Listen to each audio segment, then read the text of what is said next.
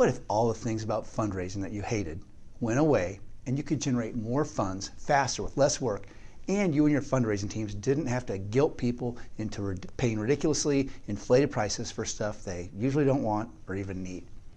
I remember my first fundraiser as a kid. It was for our school, and I was probably about third grade. I will never forget it. I was so awkward, and it felt so weird. What made matters worse, at least from my perspective, was that my parents insisted that I walk in, introduce myself to the branch manager of the local bank in Crystal City, Missouri, a town of about 3,000 people, about 30 miles south of St. Louis, where I grew up. My parents told me to explain that I was selling chocolate bars to raise funds for our school and ask his permission to stand on the sidewalk in front of the bank entrance on Friday afternoons when everyone would be getting off work and coming in to cash their paychecks. The bank manager was an older gentleman with gray hair, a blue sport coat, and a tie. His name was Al Hume, and I remember him peering over the top of his black reading glasses whenever he was talking to me. He said it was okay, so I did it on Friday afternoons for several weeks. While my parents sat in the car in the parking lot supervising from a safe distance, I got my first taste of fundraising.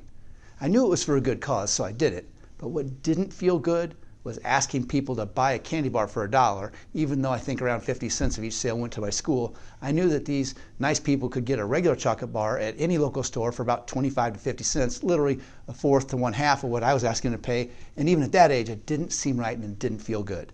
Plus, I assure you that my parents didn't enjoy sitting in the parking lot on Friday afternoons any more than I liked standing down in front of the bank talking to strangers and collecting money for my school.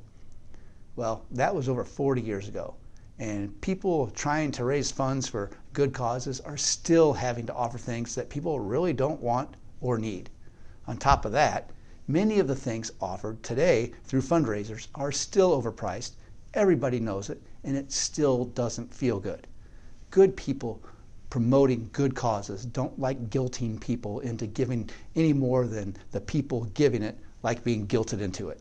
If approved as one of our fundraising allies, we'll show and tell you how and provide you with an irresistible value proposition that you can either attach to your existing fundraisers or use as a standalone. Apply now. Shouldn't take more than a couple minutes.